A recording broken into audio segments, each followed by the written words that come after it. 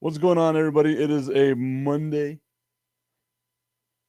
Or actually, no, it's a Wednesday. Jesus Christ, I'm all over the place right now. I started the show a little late. You can see a little discombobulated here. I don't even know if the show intro played, any of that stuff. I had to monitor all the little things that were going on over here, all the spaceship that I have in my office in order to get the show on air. But it looks like we are doing good right now. So hey, let's go ahead and jump on into it. We'll skip all the introductions and all that good stuff. We'll just go ahead and jump right on into it. Okay, yesterday college football's rankings came out, and I always love seeing the rankings and see who goes where and all of that fun stuff. But I'm also just so tired of the made for TV event. Like, we already know who should be going where. We don't need to, I guess, necessarily worry about it. This week in college football was a lot of fun. This weekend was a lot of fun. There were a ton of upsets. Oklahoma, who is not nearly as good as what we're accustomed to seeing Oklahoma being, dominates Alabama. Again, something that I don't think any of us are accustomed to hearing. Oh, Alabama being the team that gets dominated.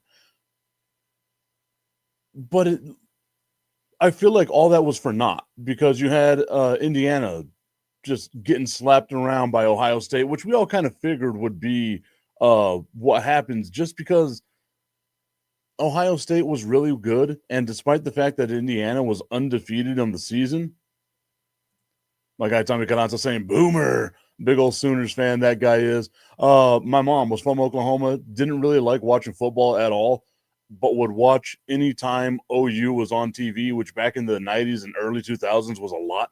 So she was a huge fan of the Sooners, Sooner Nation, all that good stuff going on right there. But you had so many different outcomes that happened this week. Indiana, no one really should have put any stock in. I always equate this to how we do the college football selection or the NCAA tournament, right? College football has strength of schedule, and it's the exact same thing that the NCAA tournament has as well, something that they use as well, which is all that strength of schedule stuff and what they can do to basically bring out the best, right? You always want the best. And anytime you hear that a school has or that a football program has a 106th strength of schedule, you're not going to put a lot of stock in that team. Like simply you're just not going to. And that's the type of schedule that Indiana played. It's weird to say that because you expect the Big Ten, especially in football, to just be this dominant conference. But it shows that, okay, maybe the Big Ten, just like the SEC, or maybe not like the SEC. I think the SEC might be a little more balanced than what the Big Ten is, but the Big Ten is super top heavy. You have Oregon, you have Ohio State, and then you have Penn State, and then it kind of drops off. And Indiana was a beneficiary of being a team that played against like the Northwesterns and like Nebraska, and those teams that maybe back in the day had some sort of name recognition with them.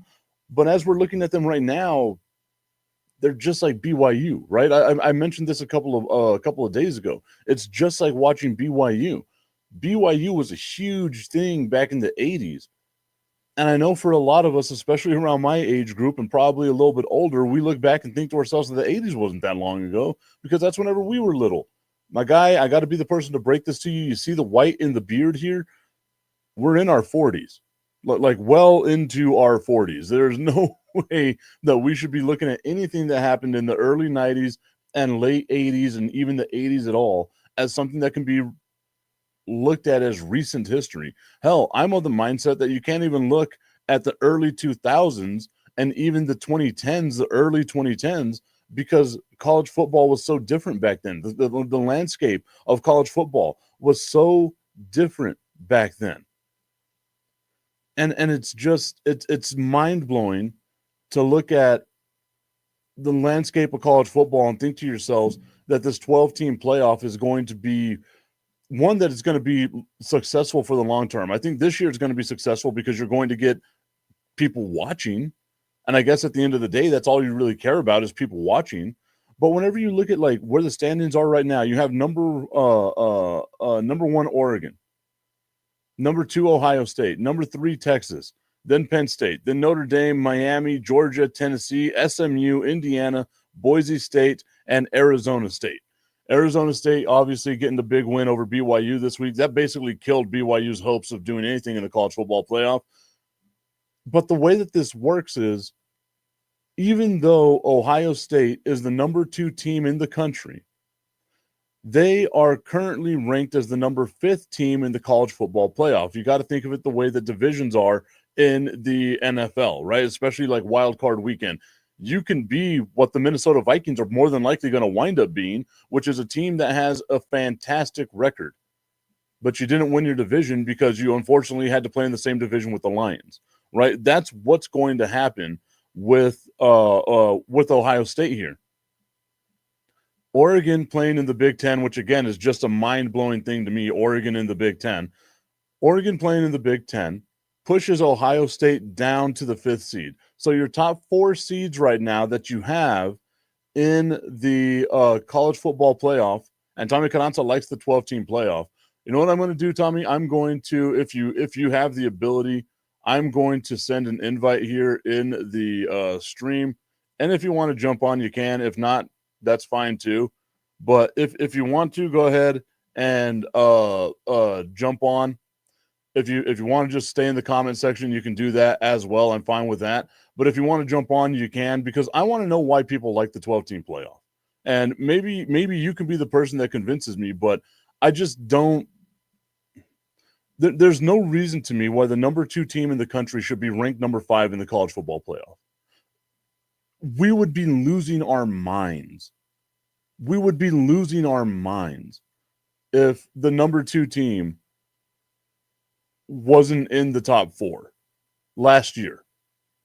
So why not have the top 4 again? They've won enough to get their buys, right? But the way that it looks right now is that you got Oregon at the number 1 seed. You've got Texas in the number 2 spot, Miami in the number 3 spot, and then Boise State at the number 4 spot. Tommy Canasta saying he's on his way to work. Oh, man, I know how that goes. I have to walk across a hallway and come here so that I can work. God, it sucks. I'm messing with you. I know how it goes, my dude. This is new for me, being able to just walk into my house, start a show early in the morning. I was so used to starting a show 5 o'clock in the afternoon or even later that this is a whole new experience for me. It's a whole new world.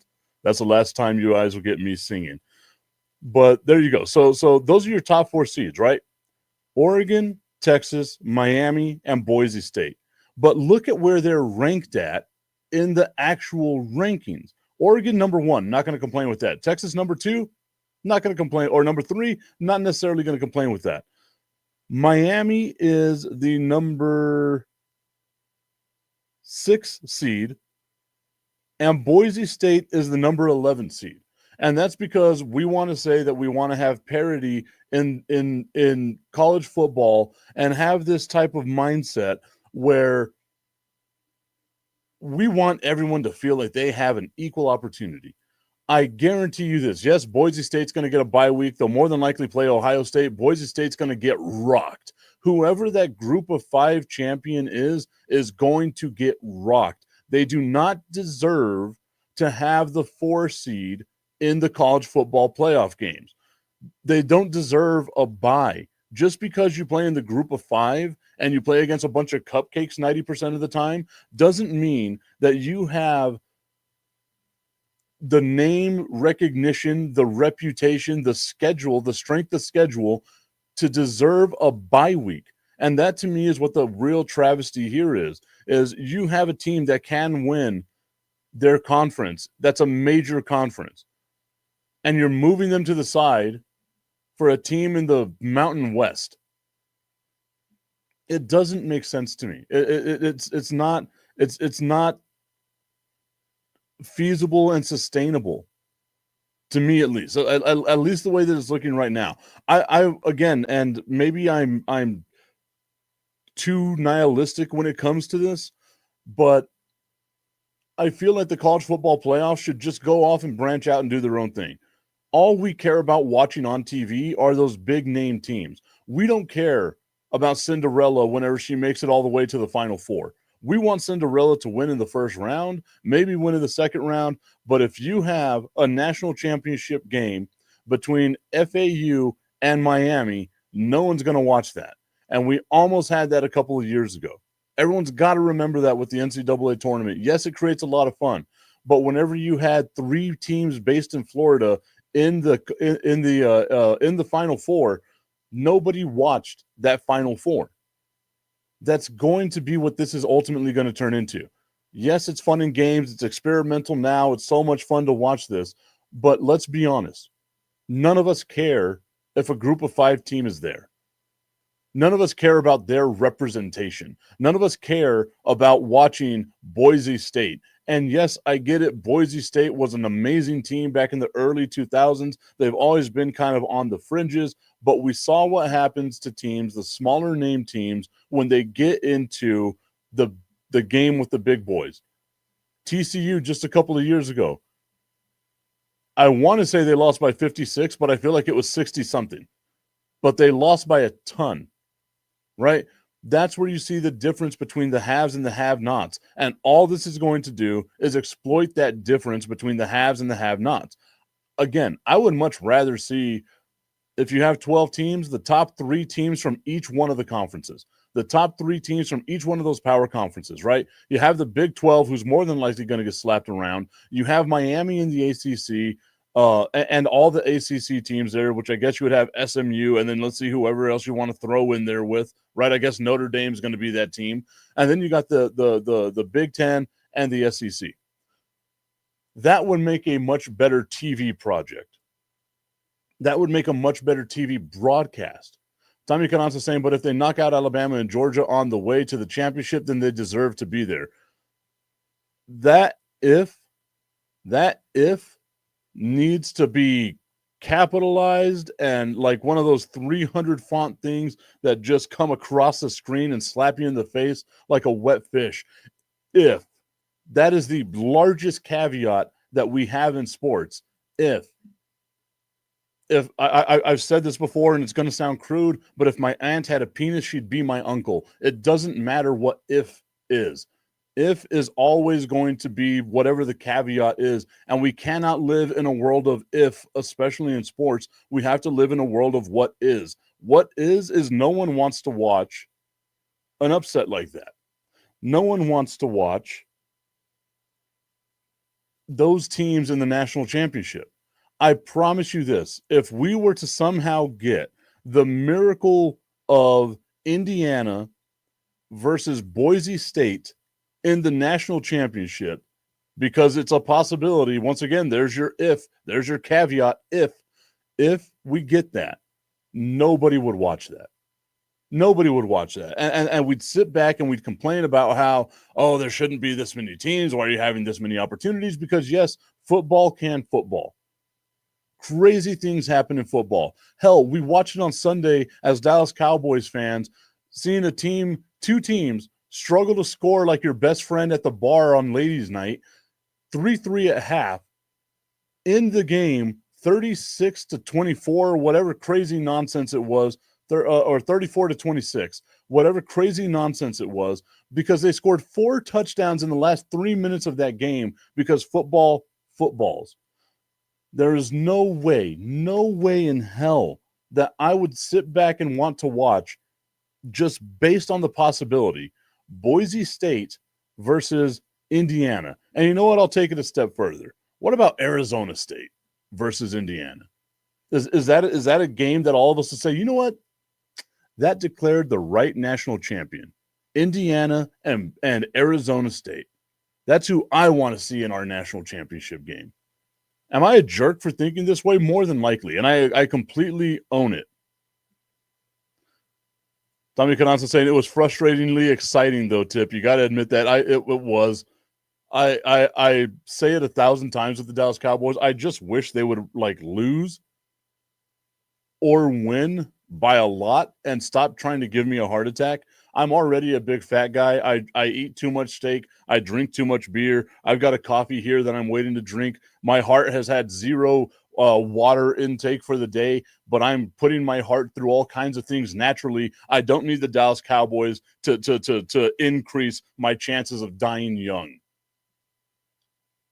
I wonder how, like, and this just a thought that came to me. I wonder how people who don't necessarily watch sports just like live, right? Like they must live a charmed existence, like less stress on a Sunday. Imagine waking up on a Sunday and having no emotional connection to a team that you know is going to let you down in one way or another.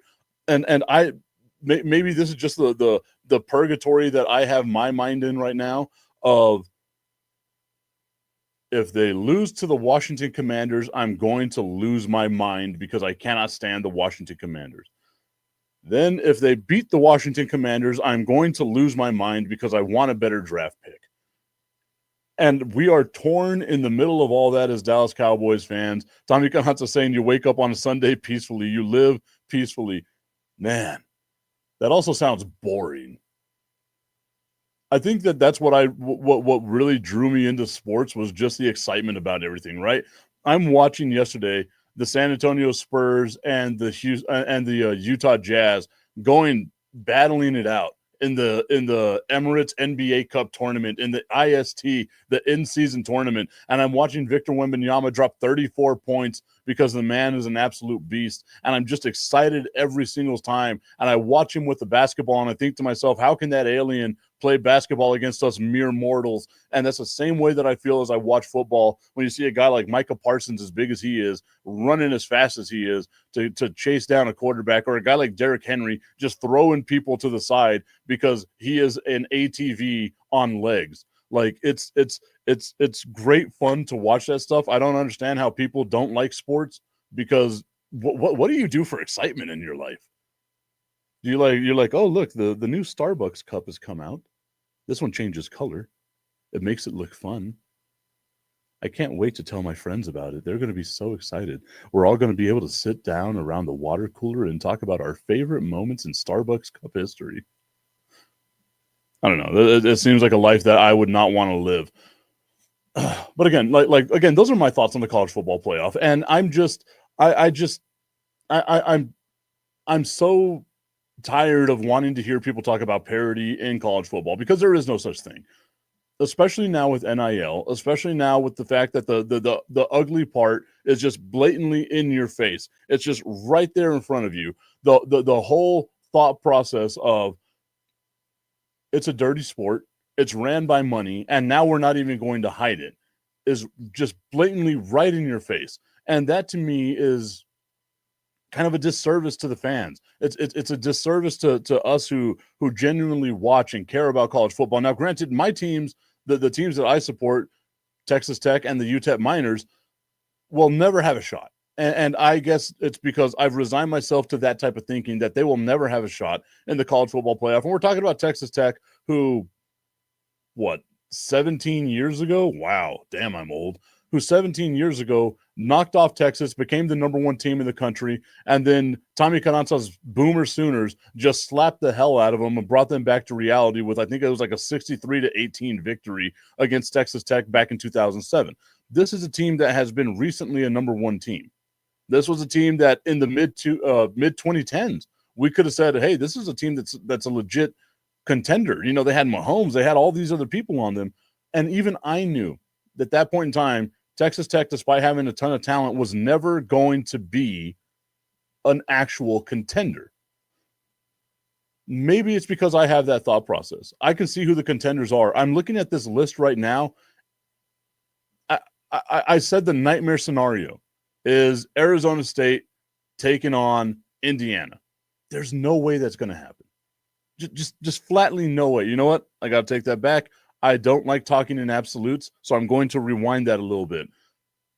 The probability of something like that happening, where we get a matchup between Indiana and Arizona State, is so de minimis that their chances of even being in the college football playoffs does not increase their ability to get to the championship game. neither one of these two teams have a majority possibility and even a slim possibility of being able to represent in the National College Football Playoff game or championship game. It's just not going to happen. Again, don't like speaking in absolutes, but I'll say it in this case. It does not happen. And the reason why I don't like speaking in absolutes is because I guess 7 years ago now, Jesus Christ, I'm getting old. 7 years ago now, I got on a podcast similar to this with a couple of my friends from the news channels here in El Paso, Texas, and I said there will never be a 16 seed that beats a 1 seed, and just fast forward a couple of months later, a 16 seed beat a 1 seed. So I'm trying my best to not talk in absolutes, but I will say this. Arizona State and Indiana being in the national championship game would be a nightmare, not just for me, but for all of college sports. All right, y'all, we're going to take a quick break. Whenever we come back here on The Tipping Point with Mike Tipton on Roku via the National Streaming Sports app, we are going to go over our bottom 10. Tommy Cananza, I did it. I've broken down my list. I have them all ready here for you. Our bottom 10 whenever we return.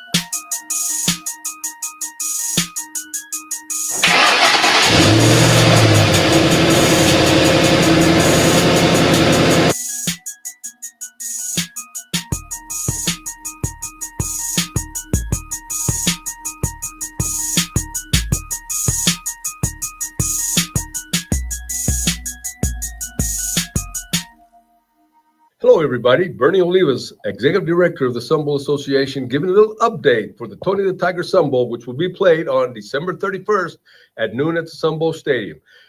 Still too early to find out who's coming to the game, but I'll give you a little update. I get a lot of questions as to what's going to happen with the Pac-12 now that they're dissolved. Well, for the next 2 years, the Sun Bowl Association will have a pick of all the Pac-12 schools that left. So we still have access. We're going to still have access to UCLA and USC and Washington and Oregon and Cal and Arizona State and Utah.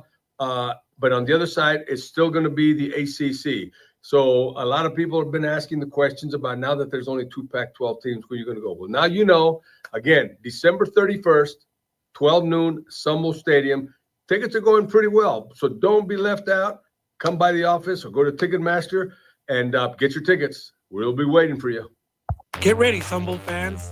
The 2024 Tony the Tiger Sun Bowl is back, and it's bigger and better than ever. Mark your calendars. Tickets are now on sale. Whether you're a longtime fan or new to the action, don't miss out on the best seats in the house. Secure your tickets before Thanksgiving and be a part of the tradition. Last year's game was a sellout. Don't wait until it's too late. Join us on December 31st for a day of unforgettable football, family fun, and festive cheer. Visit Sumble.org to grab your tickets. The clock is ticking. Be there when history is made. Hello, I'm Mike Tipton with a message for the ladies. Ladies, the man in your life doesn't know how to tell you this, but his nuts are not happy. Don't worry, you can make them happy by giving them happy nuts this holiday season. Visit www.myhappynuts.com/Mike Tipton and look for the perfect package that fits your man's package.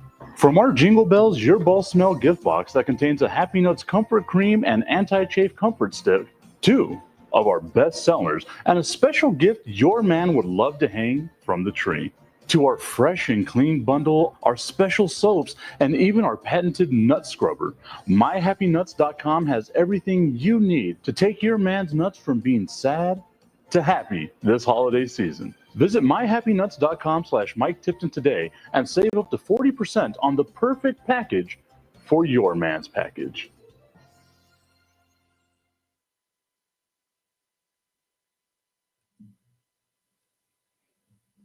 Welcome back into the Tipping Point with Mike Tipton. I am Mike Tipton. I want to give a shout out to our friends over at myhappynuts.com. I got this question a lot yesterday following the debut of that commercial, and it was, is this an actual product? And the answer is yes. I am all about personal grooming. I want to smell my best. I want to feel my best. My beard's not looking its best right now, but I love the transformation on a day where I decide, look, I'm going to get it trimmed up. I'm going to shave my head nice and clean. And I love the fact that we have a product like My Happy Nuts that you can use. It's like an anti-chafing cream, right? You spread it on down there, and instead of having the sweaty, itchy feelings that you get all day long just because of how life is and how hot that region is, it helps cool it down. And you don't have the itch and you don't have the sweat. Trust me, guys. You know it better than I do. You don't have to worry about the random legs sticking out as you're walking down the hallway or walking down the side of the street. Take care of yourself. Ladies out there, take care of your man as well. myhappynuts.com/Mike Tipton. Go over there and you can get yourself up to 40% off of the holiday bundles that they have. And of course, the Jingle Bells Your Ball Smell, where you get the little Christmas ornament and you get to hang that from the tree. You got to love the way them nuts hang whenever they're hanging from the tree. There's a part of me that wonders if the people that run national streaming sports, if they've looked at things like this and realized what they've got themselves into. Want to go shout out to our friends over at National Streaming Sports. We are live on YouTube, on Facebook, on X, and of course on Roku via the National Streaming Sports app. Check them out.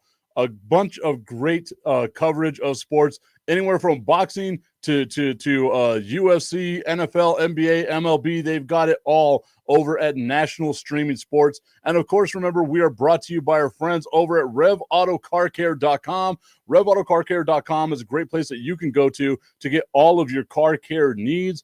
We all have a person in our life that loves their car more than they love themselves, and that's me and my family. I love my car much more than I love me. Obviously, I love my family much more than I love my car. Got to make sure I put that out there because we know what repercussions can come from that.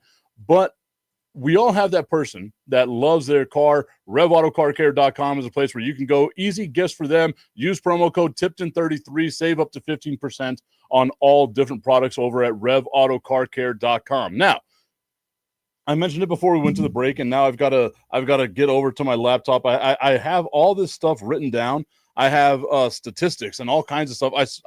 I stayed up till about midnight last night, just going over the scenario that is going to be my power bottom 10, and this is the worst 10 teams in the NFL at this exact moment. Okay, so there we go. Our worst 10, the power bottom 10 teams in the NFL. At number 10, I have, drum roll please, the Chicago Bears. The Chicago Bears coming into the season, we all had de minimis expectations for them, right? We weren't expecting them to necessarily be, I'm glad people got the joke, we weren't expecting them to necessarily be a bad team, but we weren't expecting them to be a good team, right? we all thought to ourselves, okay, they drafted Caleb Williams. What are you going to get out of Caleb Williams? They gave him some talent around by signing Keenan Allen, by signing DJ Moore, or by having, I guess, DJ Moore. Cole Kmet has had himself a higher usage rate this season.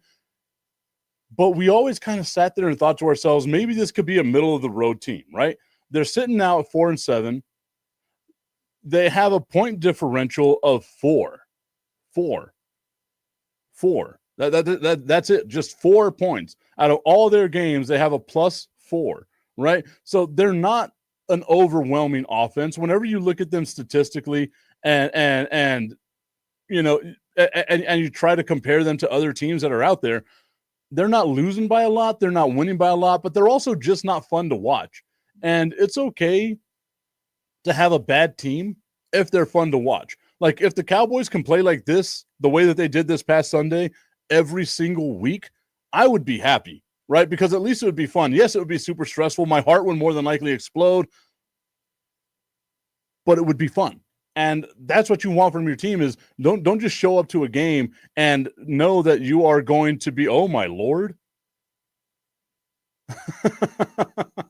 I love doing shows early in the morning because now I guess I'm going to have to get back to the power bottom 10 list here, because I just got an alert on Apple News that Daniel Jones is going to be signing with the Minnesota Vikings to back up Sam Darnold in Minnesota. Daniel Jones, less than a week ago, was released from his contract with the New York Giants after being unceremoniously benched, released from his contract with the Giants. He's got all his guarantees. We saw what that did to this team. You had Malik Neighbors come out after the game, say he's tired of losing. Everyone wanted DJ there, but now looking at Daniel Jones, who is going to sign an offer to play with the Giants or play with the Vikings following his release from the Giants. This is, of course, according to Ian Rappaport. As the tweet says, former Giants quarterback Daniel Jones plans to sign with the Minnesota Vikings practice squad after he cleared waivers. It took a week for him to clear the waivers. That is going to be insane.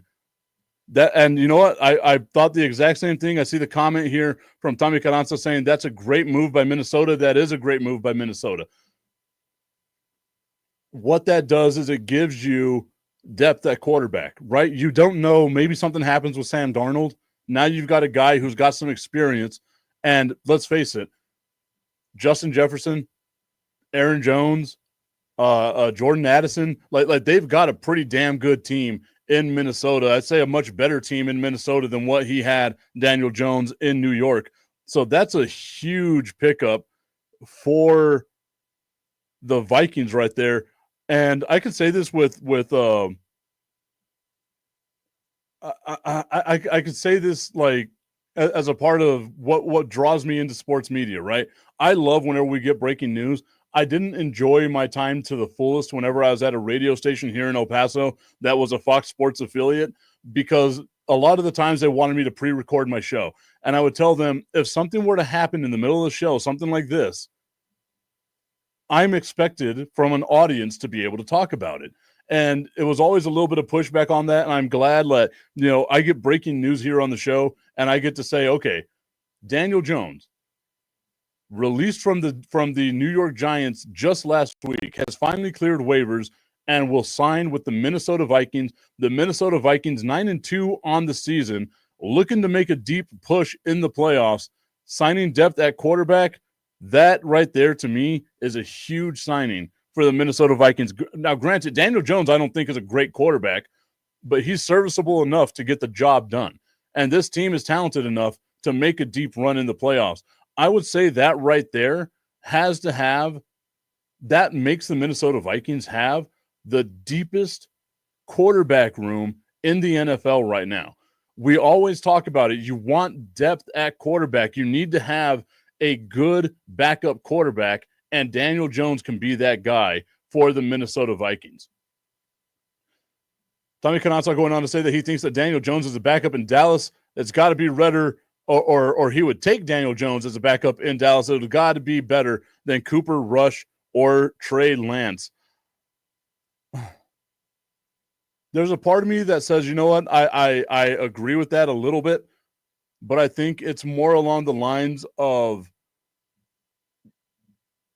Cooper Rush is okay. Like we've seen him come in as a backup and be able to keep the Cowboys on course. Now, obviously, he's not as dynamic as Dak Prescott is, or even as a runner as Daniel Jones is. I think I tweeted it out there the other day that Cooper Rush took off on a designed quarterback run that got 4 yards, and I swear took 10 seconds. He is the slowest MF I have ever seen run a football, and I've gone back and watched games from the 1940s and watched people run faster than Cooper Rush. I've had multiple surgeries on my legs, and I think that I could run faster than Cooper Rush right now. Probably not. But, Jesus, it was the slowest 4-yard run I had ever seen anybody do. Like you heard the music in the background, like the dun, dun, dun, dun, dun, dun, as he ran 4 yards and then slid, so he only got 3 yards out of it. It was a beautiful slow motion run in real time. But big news right there for the Minnesota Vikings as they have signed Daniel Jones to their practice squad. Again, I think that's going to be great. I think that is going to be great. Tommy Carranza saying, I don't know, Mike, have you ever seen Brady run? I have. I did. I was even thinking, was Cooper Rush's run, and it was, again, like it was just right off tackle. It wasn't like he had to go outside on a sweep or anything like that. It was just right off tackle. It took him longer to get those 4 yards than it did that one game where Peyton Manning was with the Broncos, faked a handoff over to the running back, and then ran and looped around and trotted in.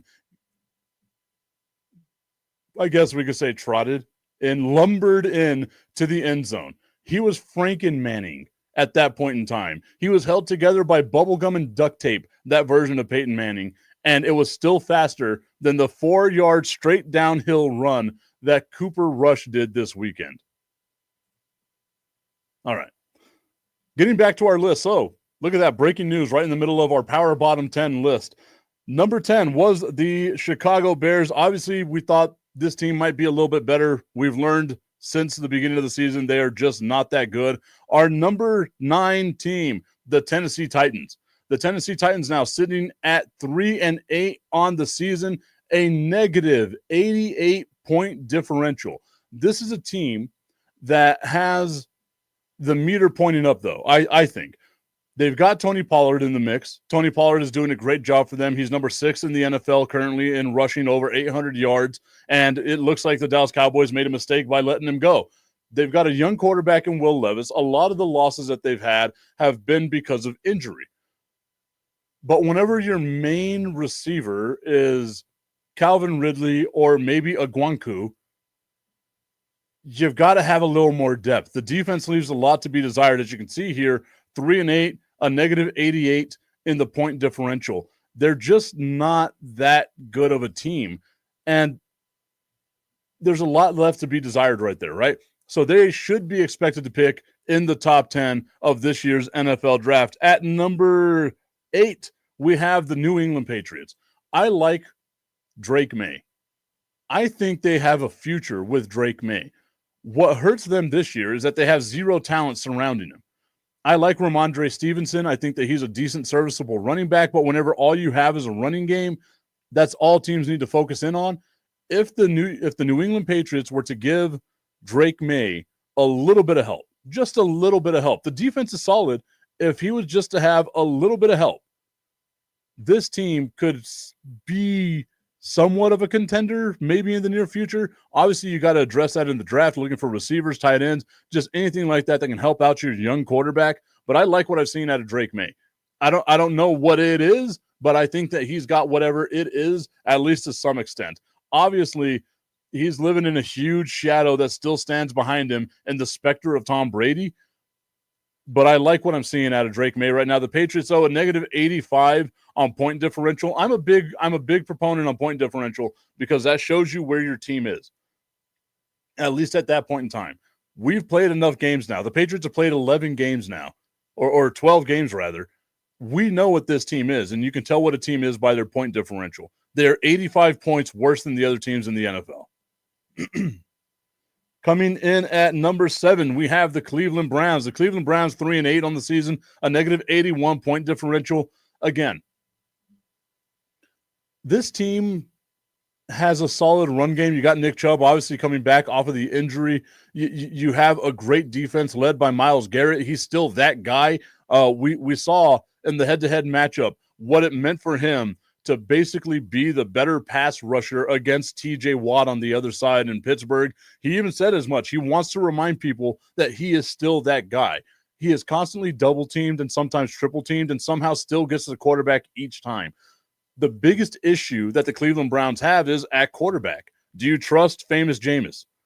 I like Jameis Winston. I think Jameis Winston is a fun story for the NFL. I just don't think that he's a guy that's going to win you a lot of big games, right? Like he's the type of guy that bridges the gap.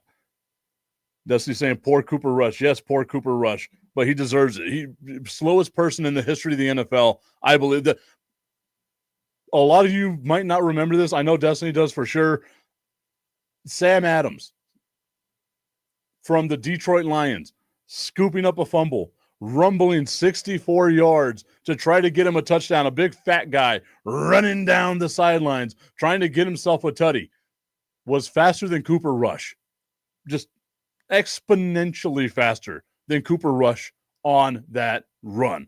The Cleveland Browns, though, like I said, the biggest issue they have, quarterback, wide receiver help. I like Njoku. I like and I wouldn't have said they needed help at wide receiver if not for trading Amari Cooper. Obviously, they knew what they were going to be this year. They trade Amari Cooper to an actual contender, and now he's on a better team in the Buffalo Bills. But there's so many questions offensively with the Cleveland Browns, and I think it starts at quarterback. You cannot go into next season with Deshaun Watson or Jameis Winston as your starting quarterback.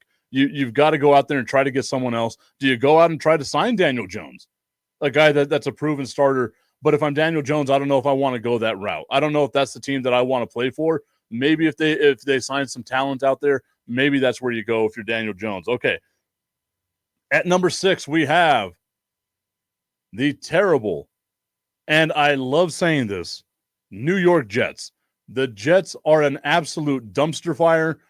Aaron Rodgers goes in. He's supposed to be the savior of the franchise, and he is playing his way out of the Hall of Fame. He is playing. He is killing his legacy as one of the best quarterbacks in the NFL. Obviously, people know I don't agree with the mindset that Aaron Rodgers is one of the best quarterbacks in the NFL. Again, I don't have my list with me right now. I will do this on another show. I will get my comprehensive list of quarterbacks that you would have taken over Aaron Rodgers during Aaron Rodgers' time in the NFL. And that will just prove to you unequivocally that he's not even one of the best quarterbacks of his era. Goes into New York, helps ruin an already terrible franchise that is the New York Jets. They have talent. I think that's the frustrating thing with this team is they have talent. They have a good defense. They have weapons at wide receiver, right? Like Garrett Wilson and Devontae Adams. Those are weapons. Obviously, the offensive line is a bit of an issue. Thank God they took Tyron Smith from the Dallas Cowboys because that man, despite being a Hall of Famer, has become a turnstile right now. You just run right by him, and he's already turned around watching you hit the quarterback. I love Tyron Smith, but my guy should have hung it up 2 years ago. And it's the same thing with Aaron Rodgers. He should have hung it up 2 years ago.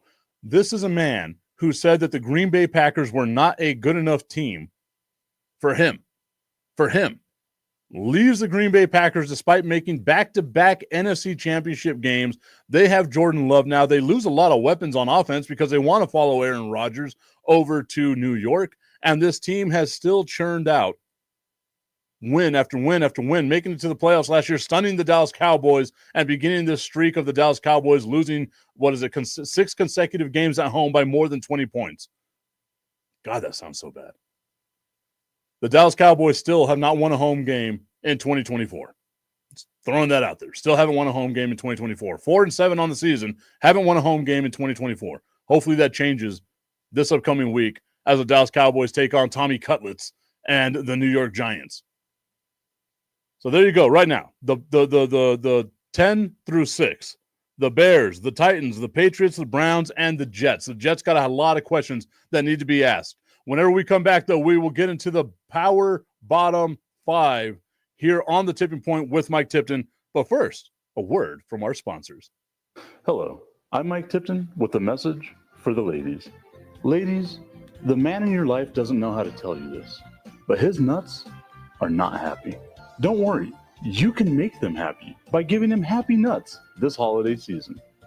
Visit www.myhappynuts.com/Mike Tipton and look for the perfect package that fits your man's package. From our Jingle Bells Your Balls Smell gift box that contains a Happy Nuts Comfort Cream and Anti-Chafe Comfort Stick, 2 of our best sellers, and a special gift your man would love to hang from the tree, to our fresh and clean bundle, our special soaps, and even our patented nut scrubber, MyHappyNuts.com has everything you need to take your man's nuts from being sad to happy this holiday season. Visit MyHappyNuts.com/Mike Tipton today and save up to 40% on the perfect package for your man's package. Hello, Bernie Olivas again, Executive Director of the Tony the Tiger Sun Bowl, giving you an update as to who's going to play on the Tony the Tiger Sun Bowl on December the 31st at high noon at the Sun Bowl Stadium. Well, this is week 12, and we still have a plethora of teams that could possibly be in the Sun Bowl, all of them very good. From the Pac-12, we're still looking at Arizona State, Washington, UCLA, USC, and Utah. Any of those teams would do great in El Paso. From the ACC side, we have another bunch of teams that are still possibles, beginning with Syracuse, Louisville, Virginia Tech, Georgia Tech, North Carolina. Boy, what any of those matchups will be tremendous for our game, again, on December 31st. Make sure you get your tickets early. They're going pretty fast. So, December 31st, 12 noon, Sun Bowl Stadium. Get your tickets now. Don't get left out.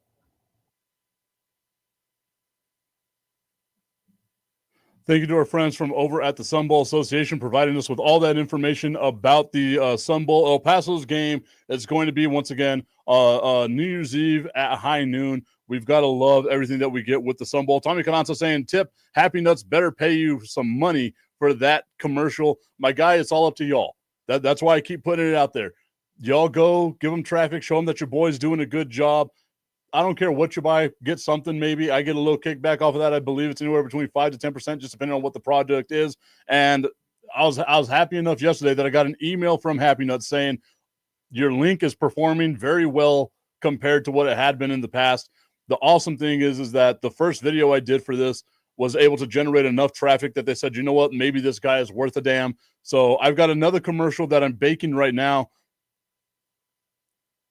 It's going to be interesting. I'll just throw that out there for you guys right now. As you all know, I love to laugh at myself, so I'm sinking into this guy's going to be doing a bunch of goofy stuff coming up here forward. Okay, Tommy, I appreciate that. Thank you for that. Okay, so we had our power bottom 10, and this is what the 10 are right now. It is the Bears, the Titans, the Patriots, the Browns, and the Jets. Coming in at number 5, our power bottom 5 right now are the Jacksonville Jaguars, 2-9 on the season, 108-point differential, a negative 108-point differential for the Jacksonville Jaguars.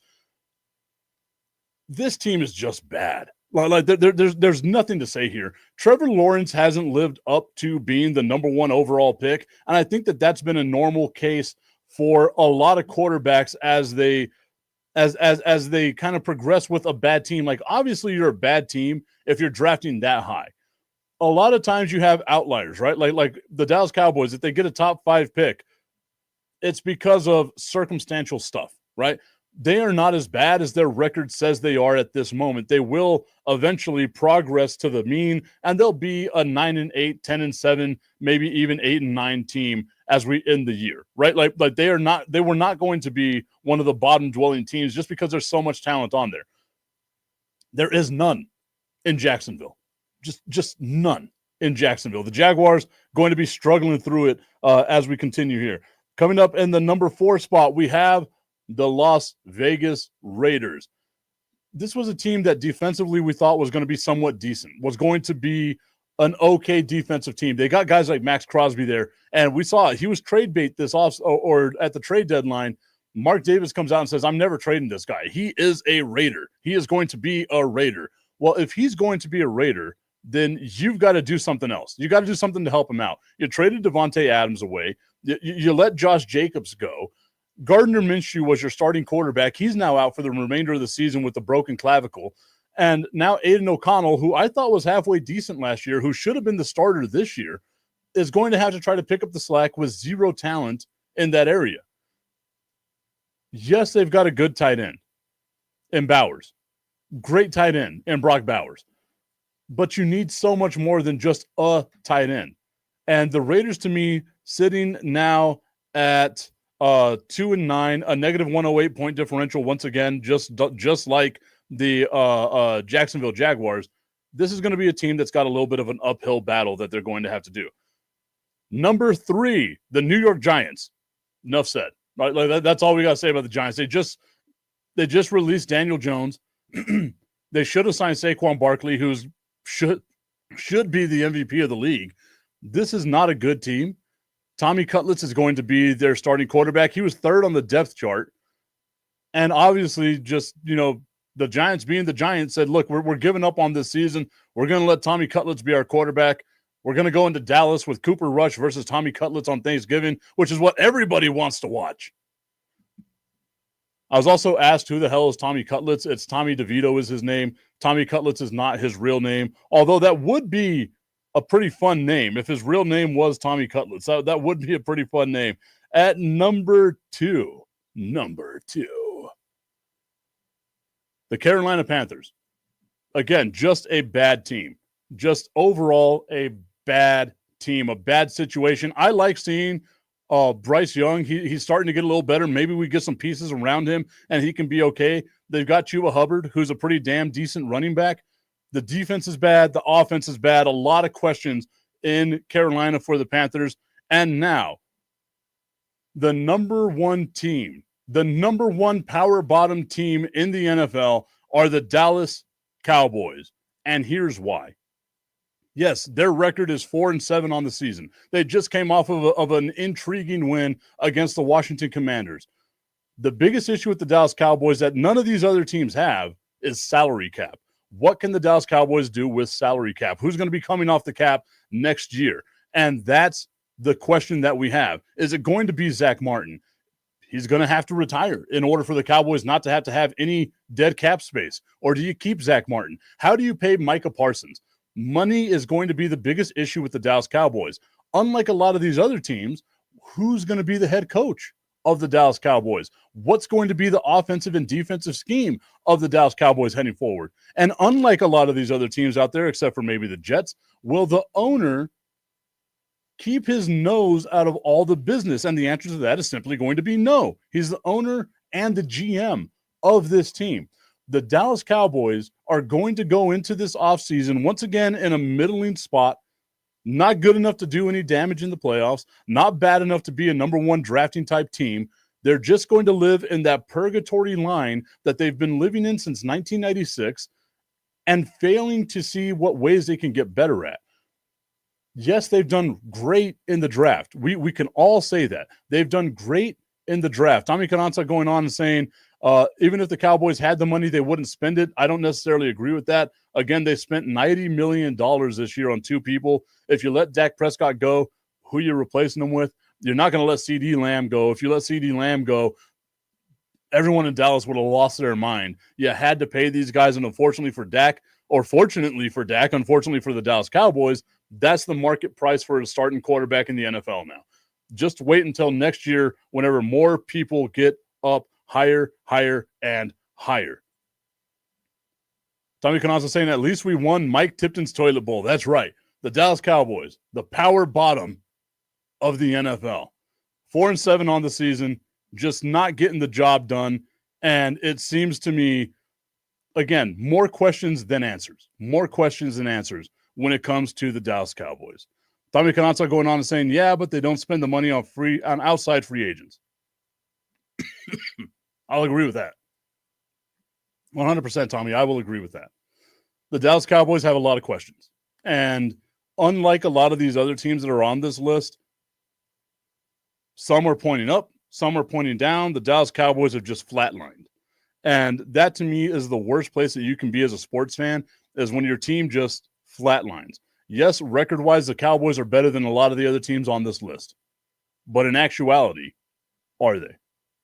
All right, everybody, tomorrow's Thanksgiving. We're not going to do a show on Thanksgiving. I don't want you all to tune in to listen to my goofy ass on Thursday morning when you should be at a parade or making food or already in a food coma because you've been eating so much food that you've been trying to make. All right, so no show tomorrow. We might do something on Friday, but we'll see how we do that. Everyone, I want to thank you so much for being a part of what we do here with the Tipping Point with Mike Tipton. Remember to visit our friends over at National Streaming Sports on Roku, and we will see you all next week. Hello, I'm Mike Tipton with a message for the ladies. Ladies, the man in your life doesn't know how to tell you this, but his nuts are not happy. Don't worry, you can make them happy by giving him happy nuts this holiday season. Visit www.myhappynuts.com/Mike Tipton and look for the perfect package that fits your man's package. From our Jingle Bells Your Ball Smell gift box that contains a Happy Nuts Comfort Cream and Anti-Chafe Comfort Stick, 2 of our best sellers, and a special gift your man would love to hang from the tree.